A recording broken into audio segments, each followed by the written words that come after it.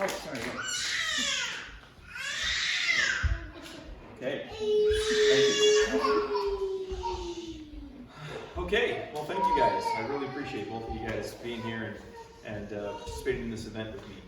I'm Elijah Verhagen. I am running for our state Senate District R. Now, let me explain a little bit about what that entails. Senate District R is massive. It's the biggest in the state, and it's the biggest in the U.S., therefore, Senate District. So you guys are, most of you here in District 35 in Fairbanks, even though there's a few of you guys here from Juneau, which I'm thrilled about, which is District 36. But each Senate district is comprised of 2 House districts. And so District 35 is basically Chena Pump, Chena Ridge, University West, Airport, Geist, a little bit of College, and a little bit of Sheep Creek. So that's a lot. That's a big area for Fairbanks. Then District 36 has a little bit of Fairbanks. The back, like Gold Street, is basically the Fairbanks portion of District 36, and that's about it. Then we got Delta, Toke, Copper Valley, Glen Allen, Nenana, many of the villages. In fact, there's over 50 communities and villages in just District 36 alone. So it is a huge Senate district. Now, a little bit about why I decided to run. I was not planning on running this election. I ran 2 years ago for State House in District 6, which is now 36, which is that huge district I was just talking about. And I was obviously unsuccessful 2 years ago, but I met a lot of good people and I made a lot of really good connections. And that really has helped me in this campaign. But that was a lot of work and it's taxing on a family. I'm so grateful to have my wife, Erin, is right up there, and Jacob is so I'm going to slightly blame her a little bit for why I'm running, okay? And this is a good story, but I was a little bit conflicted because my opponent, Click Bishop, has been in office for 10 years. He's been my senator for 10 years, and I have not been impressed with him for 10 years. And so when no one else, and I was trying to push several others to run for this position, and when no one else decided to run, and we had about 3 days left, I was like, oh man, I was the current district chair of District 36, the Republican chair, and so many people were calling and texting, hey, can you or someone else run? We need a choice. We hadn't had a choice. Click Bishop has been lone on the ballot for our state Senate seat since 10 years. And that was frustrating me, seeing his voting record down in Juneau. And anyways, with redistricting, we got all Delta. And Delta people were like, hey, we lost Mike Shower, who's a strong conservative, and we got Click Bishop, who's a Democrat in Republican clothing. And they were not happy about that. And so a lot of them were on this district committee, and they came up with a resolution to censure Click Bishop for a lot of his PFD votes, voting down protections, bills that would have restricted the state from saying, hey, if you don't want the vaccine, that's okay, instead of, hey, you need to get the vaccine or we're going to fire you. Now, luckily, the state didn't do that, but they could have. Many states did. And there were several bills and amendments where Click could have voted to keep our liberty as far as in that regard, and he voted no every time. And so that he was censured for that. He also shot down an amendment that said our state shall not teach critical race theory in our schools. And he shot that down as well with a lot of the Democrats and others. And so these are not conservative, these are not Republican things. And let alone, I mean, he shot down Senator Shelley Hughes' bill protecting our women and our girls in sports teams and bathrooms. And he voted with a lot of others to table that and can it. You know, that is not a conservative Republican thing to do. That is an attack on women, in my opinion, to allow biological males to compete against them. And so, with all these people saying, hey, you need to run, and I was like, I don't want to run, but someone needs to. I could either sit on my couch and complain again for 4 years, or I could stand up and try again. But I knew it would be tough, and I was busy. I am busy. My wife and I have 2 businesses, and my brothers and I do construction. We are very busy. However, I felt that it was important, and so I asked my wife and I asked my mom, hey, we have like 3 days, what do you guys think? And I thought I was safe, because she said never do that again 2 years ago, right? And I was like, okay, I'm good, you know, but I'll ask. And they surprised me. They said, I think you should do this. People need a choice. And I was like, whoa, are you sure? Are you sure? And they said yes. And so at that point, I took some time, I prayed about it, and I filed about 3 or 4 hours before the deadline. And surprise Click, because he thought I'd get another freebie like he kept on getting. And so since then, June 1st on, I've been doing what I can to really get out to this massive district, to show the people in Fairbanks and in the rural areas that I care, and I do care. I've worked as a staffer in Juneau on and off for 7 legislative sessions, starting in 2011. And so it wasn't all consecutive, but some years we were busier with construction than others, but it enabled me in the winter when we slowed down for me to go work down in Juneau. And so I've carried legislation through the entire process. I've worked for 4 legislators, and I've learned a lot of the political games that are played down in Juneau, and I'm not happy with a lot of the political games that are played down in Juneau. And so I was like, okay, I have that experience, I'm gonna run, and so I've been thrilled with the reception that I've received, especially in the rural district. Now, District 35, I don't have the name recognition at all, because I'd run in District 36 previously. That really helped. I had a lot of name recognition.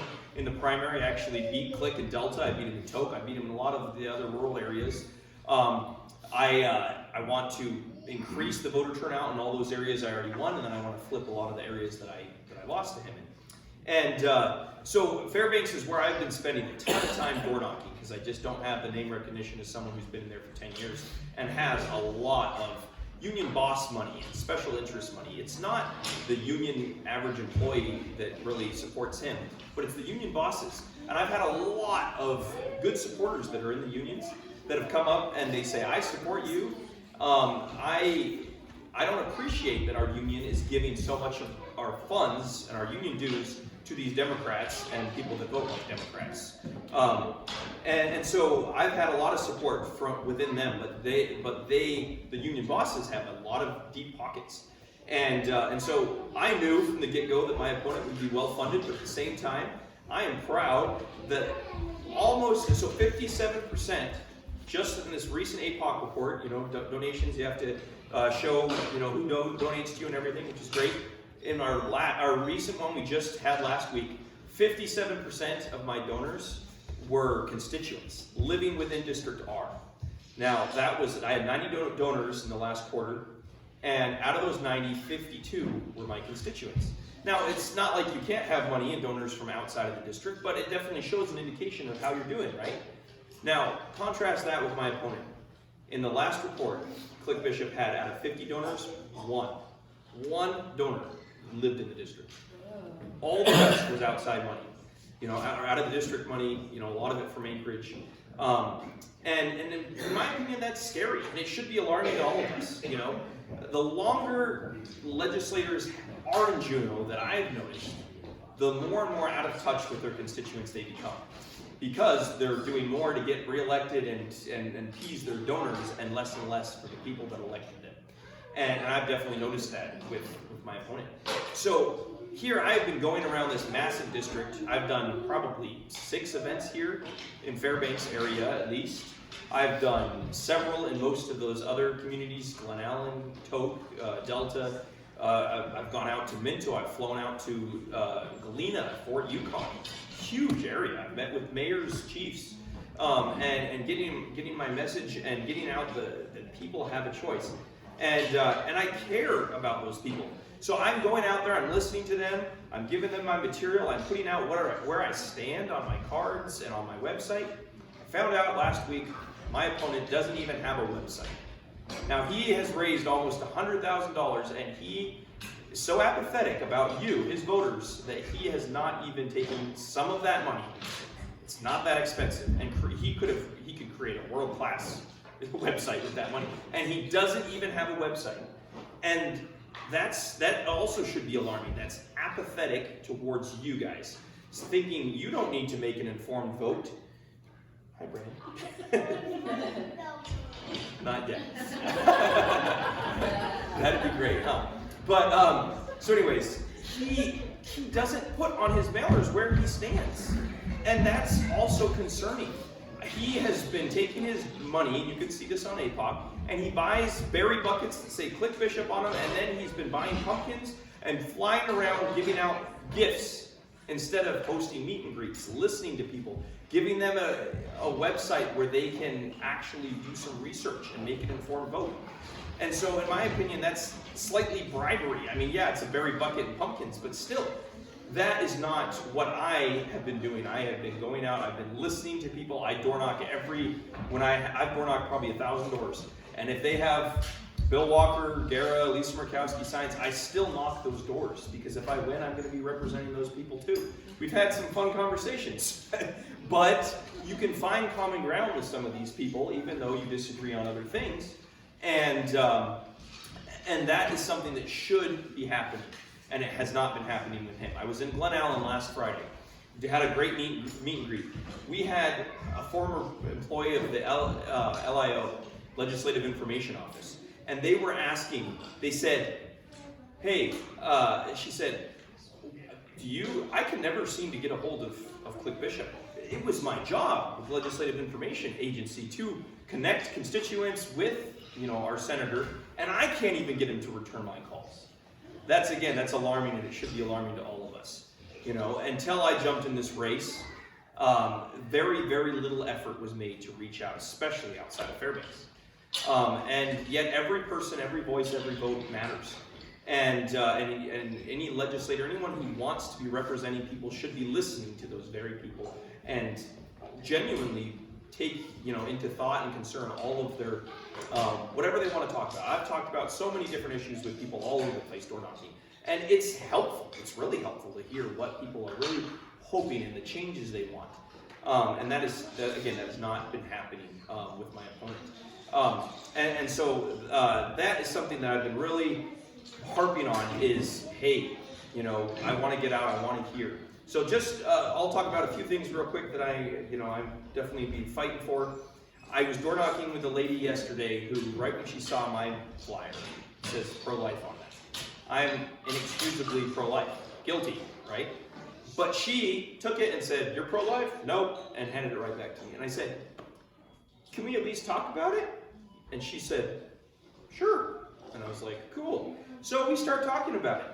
Well, she thought that because I was pro-life, I am not going to have, for me this issue would be pure black and white. And it's not, for me. In my opinion, abortion is a human rights violation. You cannot pursue liberty or happiness if you don't have that first right, which is life. Okay? And so if I had my way, I would ban all elective abortions in Alaska, and that's what I'm going to fight for. However, the cases of incest and rape and life of a mother, which is what this lady was concerned about, we need to look at those closely. And in my opinion, we can all have our own opinions, but in my opinion, those are victims of incest and rape, right? And we need to be doing what we can as a state to help those people and help them get through this crisis. And if they want to choose life, help them and make it easier to adopt out an infant if they don't feel like they can adequately take care of the infant, but they want to choose life. And so that is what we should be doing, but ultimately with those few exceptions, and the left will always try to make it act like, oh, well, what about these exceptions? And then they try to push everything through, and that's not going to fly by me. But these few exceptions we need to be looking at very carefully, do everything we can to help them choose life. But this lady had a personal experience with a pregnancy that ended up luckily working out fine with her.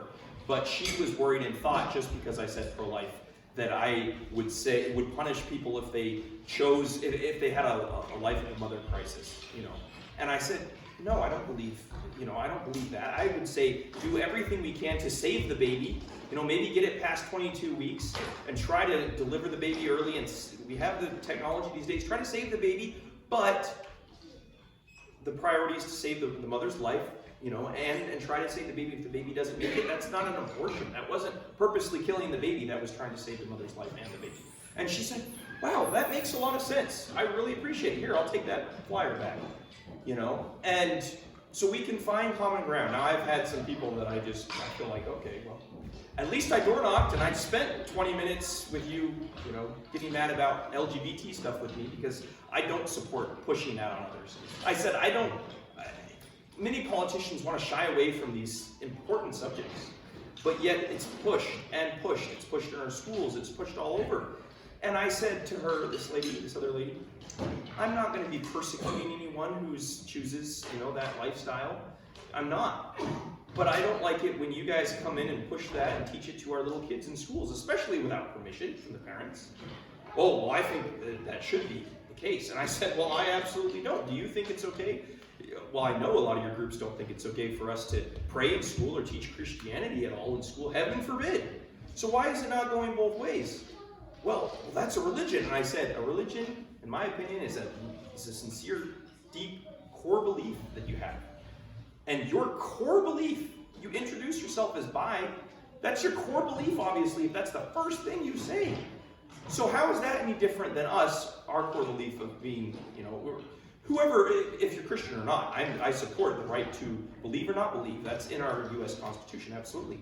But when I phrased it that way, she said, yeah, okay, I can kind of see that. And I said, so yeah, how is it fair for you guys to come in and push pride parades in our classrooms and we can't even talk about the Bible or prayers and whatnot? Oh, okay, I can kind of see that. So you do your best to stay consistent, and that's something I've always tried to do. I can't stand when politicians will get up and they'll say one thing. We'll get down to Juneau. They're swamped with lobbyists and many people that live in Juneau. They don't live in their district. And they show up to the committee meetings and then they're like, oh, everyone wants this. No, everyone in that room that lives in Juneau came in and bombarded you and wants this. Think about the people that elected you, and I've seen that over and over again.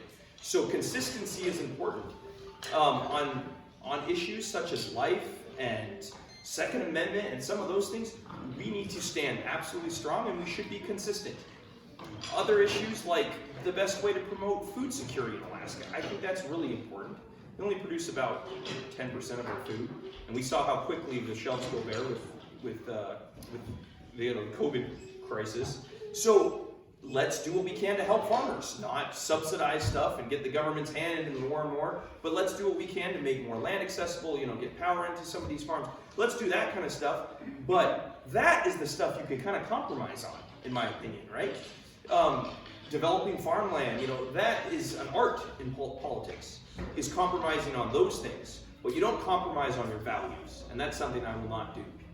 I take a lot of flack sometimes for my stance on pro-life or pro-family or religious freedom and stuff like that. I'm not against vaccines, but I'm against the government saying that you shall get a vaccine. Absolutely, that's not right. And so, whenever the government is trying to force things on people, I want to take a step back and be like, okay, hey, let's look at this, okay? The permanent fund. Permanent fund is an important issue that is important to all of us, and it should be, because it's a share, it's a dividend, it is not a handout. And so many people will have the attitude, including Click Bishop, that it's, well, the government can spend your money better than you can. And I don't believe that. It's the people's dividend. We don't have mineral rights in this state like so many other states do. And so we set it up with in our Constitution that 25% of our oil and gas royalties would be going into this big permanent fund, this corpus account. And then so now over the years, this permanent fund account has grown. It's over $65 billion. It's generating a lot of interest, which is fantastic. That dumps into what's called the earnings reserve account every year. And for years, oil and gas taxes on our, on production and all that have been going into our general fund. And our general fund has paid the bills for many, many, many years. In 2016, Bill Walker cut the PFD in half. And all of a sudden, legislators realized, hey, we don't have to follow the law. We don't have to follow the statute. Wow, cool. And instead of, okay, let's really think about this. Ever since then, it's been a battle. And they, 2 years later, in 2018, passed what's called Senate Bill 26 at the time.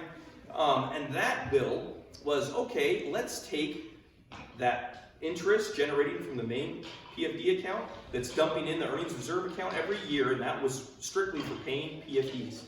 They were running out of money in the general fund, and they said, we only need 51%, technically just one more extra vote, 21 in the House or 11 in the Senate. We only need a simple majority to take the earnings reserve account money and spend it on government.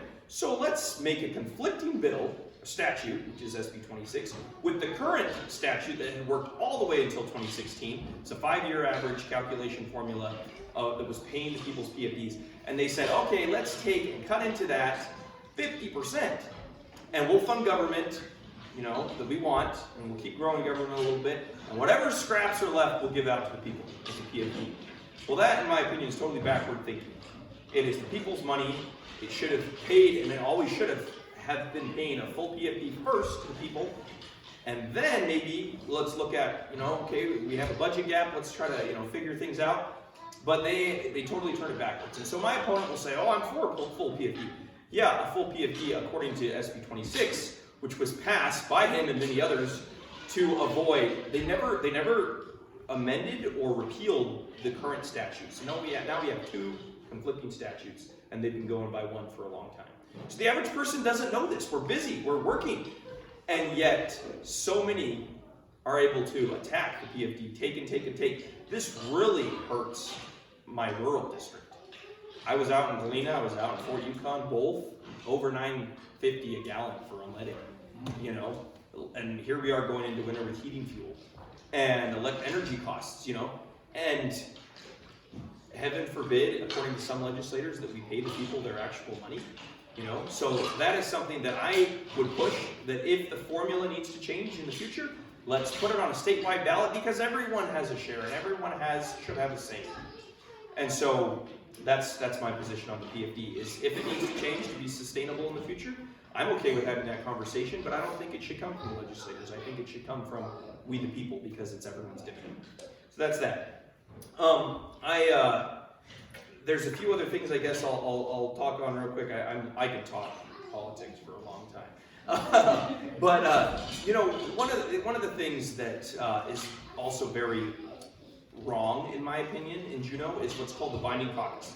So the Binding Caucus has been down there for years, and basically when you get down there, if you're a new legislator, it's, hey, do you want special perks? Do you want, you know, chairmanships? Do you want extra staff? Do you want all these things?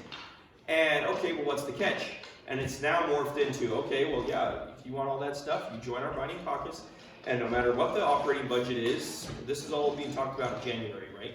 No matter what the budget is in April, you're going to vote for that. That's your pledge. That's your Binding Caucus. And not only that, but you have to bind your word and say that you will uphold the ruling of the chair. So it basically takes almost all the power right from the people that just elected a legislator, strips it away from them, and gives it right into the hands of the Senate President and the Speaker of the House. And that is not right, in my opinion. And so recently, the past 2 years, the Senate, there's been enough people that don't like the Binding Caucus and they did not join it. So they had a Republican caucus that was non-binding, and they actually had to work a little harder and work things out. And so when Click was asked on a Zoom meeting with me and a bunch of others in District 35, they said, one of the people said, what do you think of the Binding Caucus? And he said, well, what do you think of the Binding Caucus? And he was like, I'm asking the questions here, you know, I'm the constituent, what do you think of it? And he's like, well, I like it. It gives us control, it gives us, you know. And it's like, yeah, of course, you know, you at the top might like that as co-chair of finance, you know, but think about your people, you know. All of a sudden, you have a constituent that comes to you, and I've seen this. I've worked for 4 legislators. I think the budget's too big. Say your legislator says that. I think the budget is too big, the operating budget. Representative, Senator, what do you think we can do about that?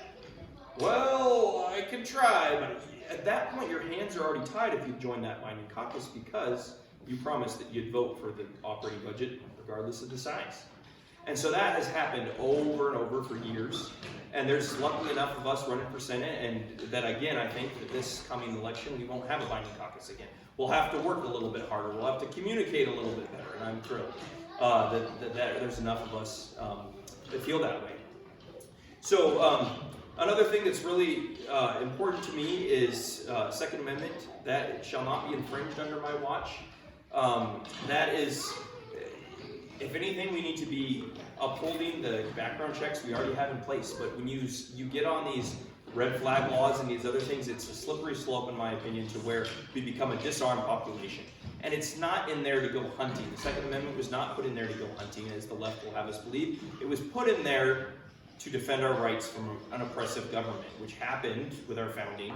And heaven forbid that ever happen again, but we do not want to find out. We don't want to be a disarmed population. And so that is something that, one side will continually harp on, and that's, I support our Second Amendment rights to protect ourselves, to protect our families.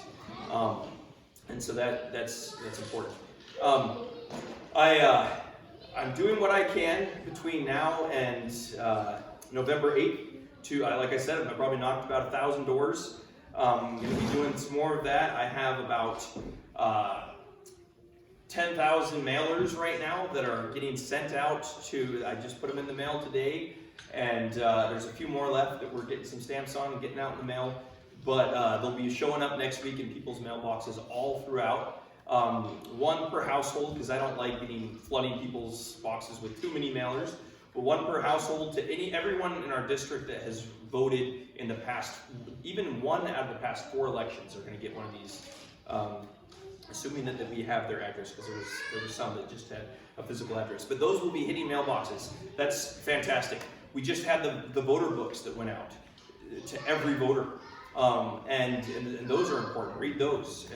Look again on there under Click's thing. No website, and again it just shows apathy, in my opinion. But look at that. Ranking the red, like Kevin and Ruben were talking about, is very important, especially in our congressional race, in their race, in this House race. And so we already have seen how we got Mary Peltola in there. No one had even known about her about 6 months ago, and all of a sudden she's our congresswoman. And it says that Roe versus Wade being correctly sent back to the people was wrong, and it should be codified in the U.S. Senate and Congress. That's wrong, in my opinion. Under the 10th Amendment, it's reserved for the states. It was not mentioned in the U.S. Constitution, and therefore it was wrong when it was passed. And finally, it's been overturned and sent back to the states. And so that is, so ranking the red, very, very important, very crucial. Me and many others. We want to repeal ranked choice voting once we get in there, because it's so confusing, it's expensive.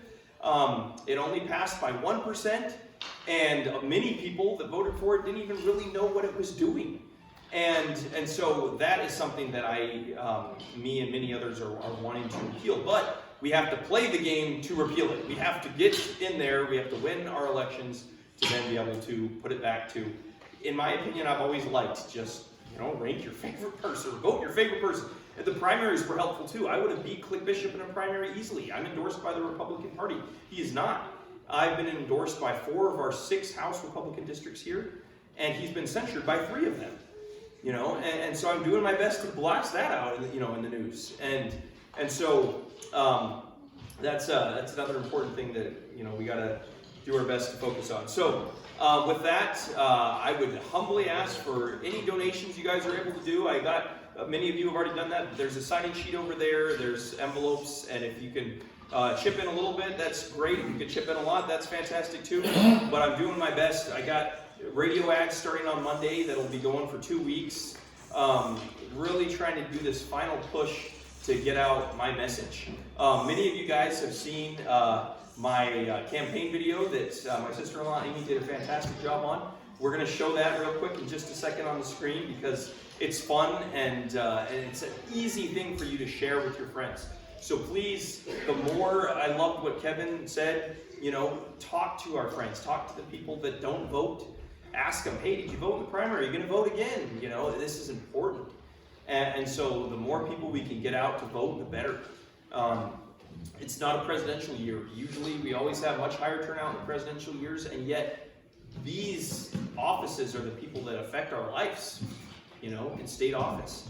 And so, yes, the president affects our lives too, as we can see with Joe Biden's inflation, it's horrible. But we need to also work from the ground up. And so electing conservative Republicans throughout our state is definitely crucial and very important for protecting our freedoms. So with that, I'd be happy to take any questions, and then I'll turn the time over to Amy to show this video and a few other things. So thank you all for coming, and thank you so much to the Seekins for hosting us.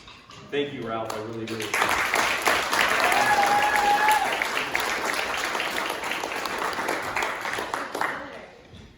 Any questions for you? And by the way, Will Stapp joined us as well. He's running for District 32.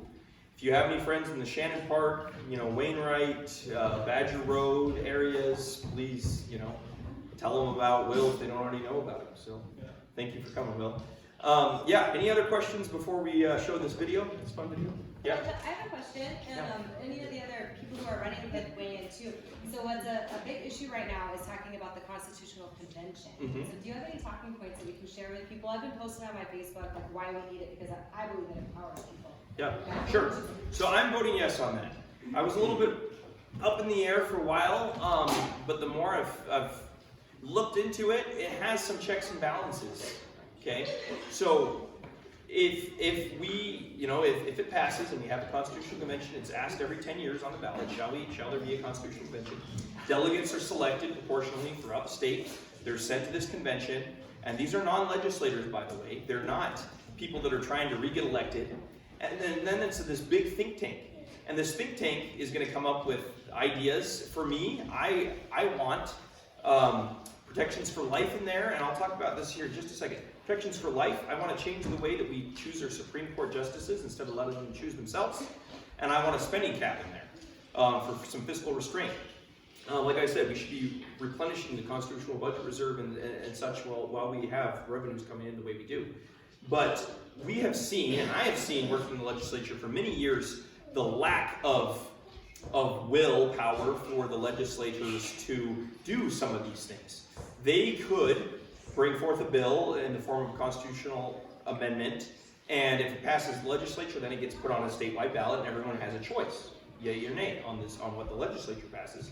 The other avenue is a constitutional convention, and whatever comes out of the constitutional convention will go on a statewide ballot for everyone again, and we'll get that chance to say yay or nay. So the amount of things that do come out of the constitutional convention, I think, will be very small.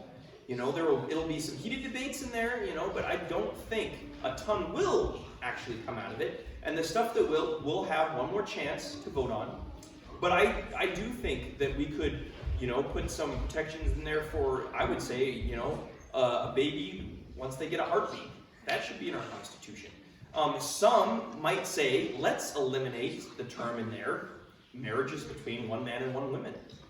I would be totally opposed to that. But say magically that came out, made it out, which I don't think that would ever do, but what if it did? We would still have that check and a balance of one more time statewide to be like, oh, actually, no, I want to keep it in there that way. So I think it has checks and balances enough that I'm satisfied with it. And it's another avenue to get things done because here we keep on electing and sending people and hoping that they'll do certain stuff, and then it may or may not happen. And so, yeah, I'm voting yes. There is a little bit of a risk, involved, but again, I don't think a ton will make it out of the committee unless it's a pretty darn good idea, is my opinion. Good question. Elijah, follow-up question. You said one item that would possibly be in a constitutional convention, and you said you'd address it. What was that again? Oh, well, sorry, I was referring to protecting life. I've been on so many life rallies on the Capitol steps, and there's a lot of legislators that say that they're pro-life, but let's hold them accountable because now it's in our court. We can't say in our court, but the Supreme Court of the U.S. gave it back to Alaska to decide. And therefore, we can't hide behind that Roe versus Wade decision anymore and say, oh, I'm pro-life, but I can't do anything about it because the courts will strike it down. Now it's our turn and our job to have that discussion and put in their protections, for life. And so I think that's something that the willpower has not happened for a long time, and we'll see. So, yeah, thank you. Other questions? Go ahead. Sorry. I was just going to say, with the ranked choice voting, I know it was supposed to eliminate corruption, but didn't it remove restrictions on maximum donations that individuals can, or something to that effect? So I thought it did, but that was actually a court case that removed that cap of $500. And that is, in my opinion, I would love to have kept that cap of $500 per person. It's gone now. Bill Walker got $100,000 from one CNN reporter. That's gross. That's wrong. Why should that money, be influencing our elections? And so, in my race, clicks donors are all the big you know, high-end $1,000 is probably the average donation he gets. And again, I told you, 1 out of 50, only 1 was actually our constituent of his donors. And so all this outside district money is influencing our election. And so I would have loved to have kept in place the $500 limit, but now there's no limit. And that's, in my opinion, a little bit, you know, recipe for corruption. You had something, Ruben? Yeah, I just want to bolster your abortion comments. What you said about the life of the mother, I door knock similar to you. I don't pick and choose my houses. Boom, boom, boom, I get them all. So I've had discussions with Republicans also that didn't like my pro-life statement on my literature. But you know when you're in a situation where the mother is in risk, and that the child may have to be taken, they always go in, almost usually, and try to save the child in the procedure. And if they can't, then they usually will go to the mother, and they will do what is necessary to save the mother. So it's really not a very good argument on the other side, honestly, if you explain it that way. They always try to save both. Sometimes you only get one. Yeah. So you got to remember that. And that's really This lady said, just because you say pro-life, that's what you're pushing, right? And that's why I said, can we talk about this? Yeah. So absolutely, yeah. I do a follow-up on the constitutional convention. Sure. When that first started, I was very cool with the idea. I thought about, what does this entail? Could this be a mess? Could we get into things that we don't like? And before that, I worked a lot with ballot measure 2. And one of the things I watched with ballot measure 2, a whole lot of money from out of state coming in to finance that campaign. And if you watch the commercials on Vote No for the convention, right? I think it's up to, is it like $800,000 now from outside money that's financing that? And I'm a business person, I'm an ex-banker, and one of the things that we say is that when you want to make a decision, follow the money. Follow the money and look at where that's coming from. I don't like the idea from people in the lower 48 trying to influence our elections. One of the things that ballot measure 2 did is it limited what they call dark money in campaigns, and how ballot measures, but they didn't do ballot measures. They made it so that they could run these ballot measures and run tons of money from outside sources. I think that's wrong. So Absolutely. That's my opinion on that. It's ironic that there's a lot of very left people and candidates saying we need to defend our constitution. I'm like, wow, you guys have been attacking it for a long time. All of a sudden now you want to defend it? So yeah, exactly.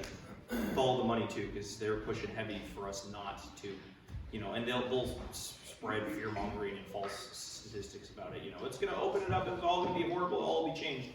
No, very little will probably make it out of the convention agreed upon as it is. But yeah, Christine. Tell briefly about your opinion on per diem. Thank you. Yeah. So the chance of me getting this passed by the very people that benefit from it is slim. However, I have seen and I've worked, like I said, as a staffer in Juneau on and off, and I don't like the fact that people voted and asked for 90-day sessions, and now almost every year we go to the 120-day or more, right? And so the average legislator makes, it's about $50,000 and some a year. That's not a ton of money, it's not.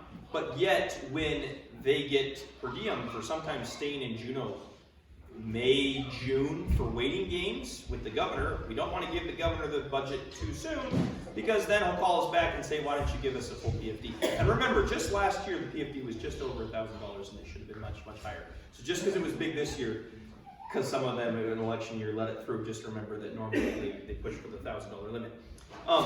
But yeah, so per diem, in my opinion, when you're down in Juneau, that's fine, as a legislator, during that 90-day session, it's about $300 a day. That adds up really quick. But after 90 days, if they have not passed the operating budget, I would say end the per diem. Chop. Now, some of my future colleagues and others that I've known for a long time, they say, well, yeah, but what about, let's just move the capital from Juneau. Well, amen, let's move the capital from Juneau, but it has not happened and it might not happen. So what else could we be doing to save money? After 90 days, if we ended per diem, it would light a fire under leadership and many others, and I really do feel like they would speed things up a lot. Half the time they're sitting around in a waiting game because they don't want to give the budget over to the other side, or they don't want to give it to the governor too soon. And that's something that, you know, if the governor calls them back to special session, then that's fine. But when they're there on their own accord in a waiting game, which happens all too often, I would say after 90 days, if they haven't passed the operating budget, end that per diem. And I really do think that would help. Yeah. I believe that the medical, I was looking for life booth at the fair, and I learned a lot through that, but I believe that doctors still have rights to do what's medically necessary. So it really, I mean, that argument from what the you know, literature I studied is actually not very valid. I mean, not to say that legislation couldn't, you know, have a problem with that, but the doctors, they do try to save the life, but I know there's that also argument for 22 weeks, you know, they don't have. Yeah. But anyways, they really do try to save the life of the mother and baby, Yeah. and do everything possible. Well, and many do, but I do know that some of the Planned Parenthood, especially clinics and other abortion-specific clinics, they say that they're women's health. Well, let's have actually more women's health clinics that don't make most of their funding based off of abortions and how many abortions they do, and that especially is their push. And I've had many people that have told me when they've gone in for health concerns into Planned Parenthood, they are pushed into, hey, let's do an abortion, even if they didn't go in there even wanting it, and that's not right either. Absolutely not. So. All right, cool. Anyone else, or be good? Thank you guys again. I really appreciate it. So she's gonna play this video real quick and.